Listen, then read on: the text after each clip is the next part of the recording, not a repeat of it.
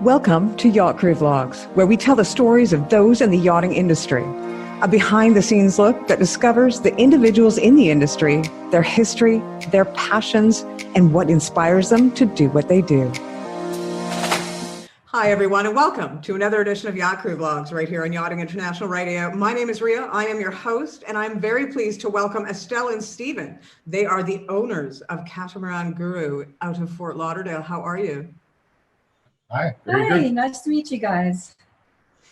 Well, you know what? You came to my attention because right now, especially in the US and well, in many spots around the world, yachting is blowing up, and not just yachting, boating, anything to do with the water. I think what 2020 taught us was that it doesn't matter what career you have. Once all the offices shut down and everybody was sent home, the business world carried on, but they carried on from home. So in that case, it doesn't matter where you are, you can continue to do your job. And you guys are living proof of that.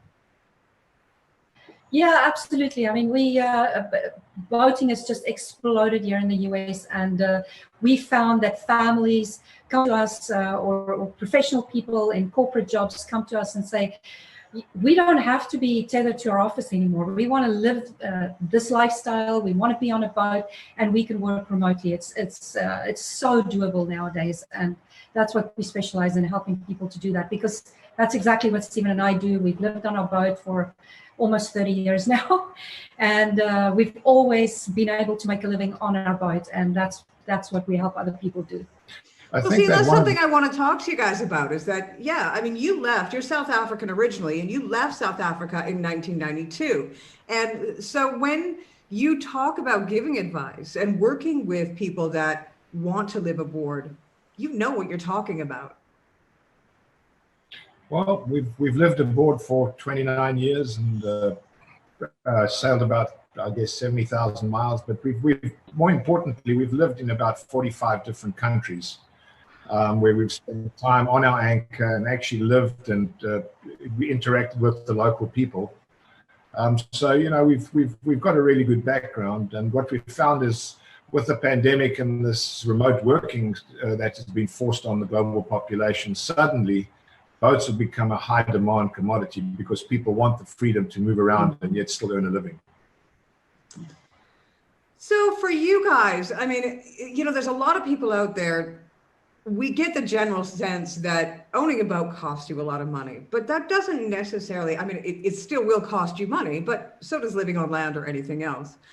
But you folks are still able to earn a living anywhere you are. How do you do that? Well, you know, there are a number of ways to offset the cost of ownership. If you're in a corporate job or if you have your own business, you're able to run a small business and take available tax advantages. A lot of people do consulting from their boats. You know, they operate in areas where there's good internet connection, and they do consulting. So they have a real job, but they're able to move around and just make sure they're in areas where they can have communication. Other people do private charters, orientations. We know people who do honeymoon cruises. So I mean, there's just so many options, you know, out there. But I think the biggest is the remote working opportunity that has recently sort of raised its head. Well, yeah, you sell boats as well. You sell boats as well? Yes, we sell. We do brokerage. So we normally like to represent the buyer. And so we represent the buyer, you know, all the way through from, you know, finding the boat, surveying the boat, flagging the boat, insuring the boat, and beyond. So the used boats is a big sector that we do, but we also sell new boats into management for tax advantages. So we have, you know, we cover most of the areas, new and used. Yeah. Well, tell me something. Have you seen a rise in crude yachts lately? You know, no longer people are just taking up their boat. It's not just for the weekend. You know, the wife or the husband, sorry, we are equal, is cooking and the one is captaining. Are you seeing people take advantage of the fact that they can actually have a full-time captain, they can actually have a full-time chef, a full-time chief stew and deckhand, and go out and enjoy their lives and literally live in a floating palace, as it were, and still maintain a living. Is there an increase in that? There's a huge increase in that. We have set up several couples who came to us from a corporate environment, ended their jobs. You know, these are the 40-somethings couples, and they said, "Look, we've had enough of this. We want to live a decent lifestyle, enjoy what we do, and so this is a great alternative for them." So what we set them up, and we were a little iffy about whether or not we can fill these boats for these couples. You know, can they make a living? But that has proven to be an absolute roaring trade at the moment, and has been for the last 2 years that we've set people up in these positions. It's just, I think, especially with the pandemic, people feel more comfortable going on one of these cruises where they are. They have their little social pod on their own boat. They don't have interaction with other people. They go out sailing. It's out in the open. So even cruise ships, we found that people who used to go on cruise ships are opting to do chartering on these boats. So it's been tremendous growth. Do you think that the reason that, you know, a lot of people are opting out of cruise ships and into more of a chartered yacht is because of what we saw happen over the past year with the pandemic? At least with a chartered yacht, you know that you are isolated. I mean, once you have your crew and you have your family, you go sailing wherever you want to go, and you know that as long as you all get on with a negative PCR test, you're going to stay that way. Yeah, we've found that the past year, we've sold the majority of the boats that we've sold have gone into luxury crew charter. Some owner operated, and some owners that have crew operating the vessels for them. It's become a very robust. It's probably the most robust sector of the charter market right now. A classic example: we just spent a month in the Exumas, and we were astounded. There were mega yachts. There was probably 2 mega yachts to every cruiser, every sailing boat. Everywhere you looked, they were just, in one anchorage, we counted 20 mega yachts in the Bahamas. Obviously, it's a good area for them to operate. There's ease of the rules, etc., to get in there. But it's definitely become the most robust sector that we found. Well, let me ask you this. With the research that I've done and been seeing, there seems to be coming up a bit of a shortage of boats of various sizes within the U.S. Are you finding that? We're not really finding a shortage in the new boats. Some brands are out to 2022. A lot of the brands are still have availability up to 2021, especially up to, say, 55 foot. Above that, we're looking 22, 23. Brokerage boats, we're struggling for inventory. Brokerage boats are selling really fast, and that's the buyer that wants to live remotely, work remotely, family cruises. Those boats are really, that's a busy sector. Yeah. But we're not seeing that much of a difficulty getting new boats at this stage. So what do you think the next stage is with the US and with boats? And do you think we're just going to continue to see the trend that we've seen in the past year carry on into the next year or two? Or do you think it's going to level off? What are with your experience, what do you see the future bringing? Oh, tough one. Yeah, I think we're going to see an increase in the 45 to 50 foot sizes. Especially into tax abatement programs, because I suspect taxes are going to go up in the US, and as the taxes go up, so the wealthy people will be looking for shelters to offset taxes. And we have a program where you can offset taxes operating a boat as a small business. So I think that sector is going to grow. I think the crew charter sector is going to grow. The bareboat sector, I think, is going to face hard times for another year plus at this stage. Yeah. Well, it's interesting because, we've seen a huge shift. In the past, it used to be that you would get to retirement age, and that was when you would decide that, you see these television programs where, a man is just about, or a woman is just about to retire, and they're staring out of their high-rise office window thinking they're going to sail off into the sunset. But that's not the case anymore. No, we certainly, our demographic used to be 60s, late 60s. That is moving up to early 40s. and even younger. I mean, you know, you've got all these Bitcoin millionaires and whatnot. so these kids, let's not call them kids, I guess millennials, they are coming to us and they want to get out. They want to go sailing. So that's, I think, is going to be a very big market for us. I think another major growth area is going to be the sailing education. Lots of people that want to go sailing worked so hard in their life, they never got the opportunity to learn or become proficient. And so that's one of the areas that we're moving into quite aggressively, is sailing education, orientation, and helping people understand what it entails before they make this massive investment. So sailing education, I think, is another area that's we're going to see some substantial growth over the next 2 years at least. Well, when we were talking, you mentioned couples quite a bit, but do you find that families are actually taking the plunge now as well? Oh yeah, there's huge growth in that, and you know, all these YouTube channels that with the families. I'm trying to think now. There's one very famous family that does talks at all the boat shows and so forth, and people really follow them. They're very experienced and they do really, really well, educating families, and more people are homeschooling anyway, so it's not a big leap to go from a home to a boat and do the same homeschooling. We have a real-time example right here and right now. Right. We sold a boat to a couple from Alaska with 2 children. They flew 3 weeks ago. We sold them a boat in the BVI. They flew down to the BVI. They went and picked their boat up. They've just sailed up to Fort Lauderdale. They're in our marina. We'll be seeing them a little bit later to welcome them. And they're getting ready for a 1 or 2 year sabbatical with the entire family. So it's happening a lot.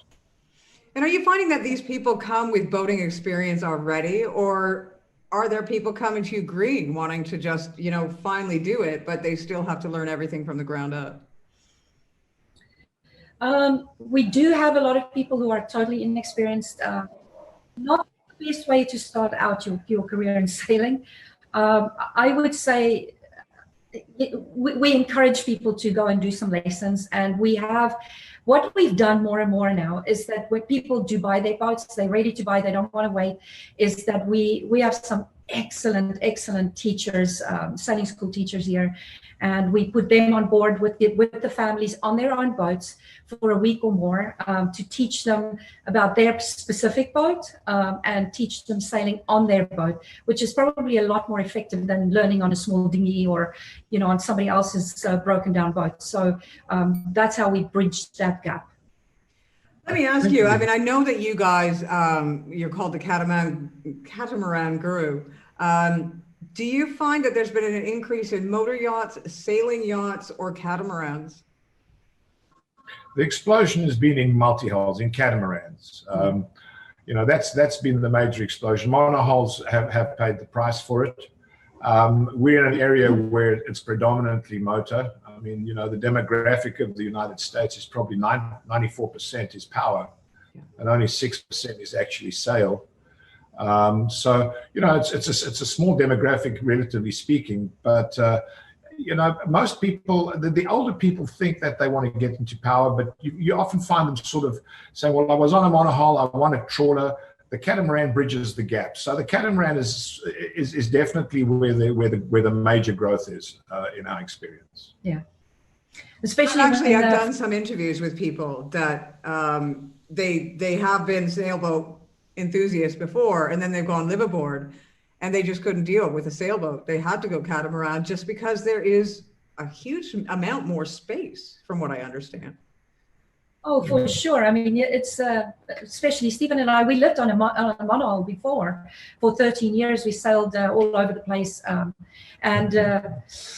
You know, I always say that, you know, only eccentric people live on a monohull, because, you know, if you have to climb through your roof to get into your living room, you have to be eccentric. So. And most women, especially me, I mean, I get seasick, and when we sailed on a monohull, it was torture. For 13 years, I lived like that. And when I first then started sailing on catamarans, I said, what the heck was I thinking? You know, I was like, here we are, it's beautiful, everything stays in one place, and I don't get seasick anymore. So yeah, that was quite a learning curve. So definitely, I mean, a catamaran is like living in a condo. And I don't care what people say about these condomarans. It is so much better to sail and live on a catamaran. You know what? I have to agree with you, because I do get terribly seasick, terribly seasick. And the only time that I haven't gotten seasick in the last 16 years was when I went with a group of girlfriends and we rented a catamaran in Valencia. And I was so scared getting on that catamaran because of my experience, but who was I to stay behind while everybody else went out for a sail? And I tell you, it was the most joyous experience I've ever had. So I understand that. And, you know, maybe that is something that could be a selling point for those couples that do want to live aboard, but one of them does tend to experience a lot of seasickness. I don't know, with the catamarans, they just seem more stable. Well, I can tell you, you know, just to get people think that catamarans don't go that fast or don't go downwind. We just recently fetched our catamaran in France and sailed it back to Fort Lauderdale, about 5,000-mile trip. And we actually did the Ark Rally, which we found to be very pleasant. But we did the trip from Las Palmas to St. Lucia, about 3,000 miles. We did that in 16 and a half days. And saw a top speed of 18 knots. So, you know, you can make them go if you really want to. It's not, you know, they're not slow, but generally we like to just travel along at about 8-9 knots. That's where we like to be. That's comfortable speed. Well, and realistically, at this, you know, nothing's a race anymore, is it? Exactly. Everything's a race. Yeah, he sees I knew another you were boat. going to say that. I knew you were going to say that. I think I saw on social media a while back, there was a whole thing that started up on, I think it was probably Yachtcrew. And there was somebody that said they didn't understand why there was no boats in the ocean, and then there was just one boat and them. And for some reason, they started racing each other, and all the guys were, and you know, I mean, I'm all equal for all, but all the guys were like, well, of course, if there's another boat, it's a race. It's just it is what it is. And all the women are like, what are you talking about? So I had a feeling you would have that same answer. Now, I mean, just to be fair, catamarans are fantastic. I am not ever going back to a monohull. However, the cons on catamarans is that they're a little more expensive, of course, than monohulls. So it's the entry level is a lot more than a monohull. So of course, you know, your dockage is going to be more expensive and so on. So there are those cons in catamarans. Right. Well, you guys, where can people find you if they're looking for your advice and they're thinking about moving on board? Can they reach out to you? Do you give advice? Do you have social media where you give out that kind of advice and sort of advise people? Yeah, absolutely. They can go to our website on catamaranguru.com. We're also on Facebook and Instagram, Pinterest, and all of the social media stuff. We have a YouTube channel, and we would love to talk to anybody who wants to go into cruise yacht business or just general advice about catamarans. The main thrust of Catamaran Guru is a community. We have a pretty large community, so we're always open to talk to people, help, guide, and advise, and hopefully they buy a catamaran and join our community. And you know, that's what it's all about, is having a great catamaran community where people have resources that they can call on. Well, and you can help these people right from finding that boat to teaching them how to use it and getting crew as well, can you not? Yeah, absolutely. Yeah, we do the whole thing, soup to nuts. Some people want to do it on their own, but you know, it's a minefield out there, and it helps to have somebody who knows the industry, knows catamarans, in your corner for sure. Nice. Well, thank you both ever so much for coming on board. We really appreciate your time. It's lovely talking to you. Thank you. Nice talking to you. Well, you'll have to stay in touch when your next adventure occurs and let us know where you're headed and when you get there. Absolutely, we will. We might be sailing past Mallorca really soon. We'll come and visit you. I'll be here, and I'll be on that catamaran. Mark my words. Right. Once again, this has been Estelle and Stephen. They are the owners of Catamaran Guru. We will include all of the links below this interview when it airs, in case you are thinking about taking that step. And from all sounds and purposes, it looks like a lot of people are. So it's highly encouraged. You've been watching another edition of Yacht Crew Vlogs right here on Yachting International Radio. My name is Ria. I have been your host. Please tune in again for another episode.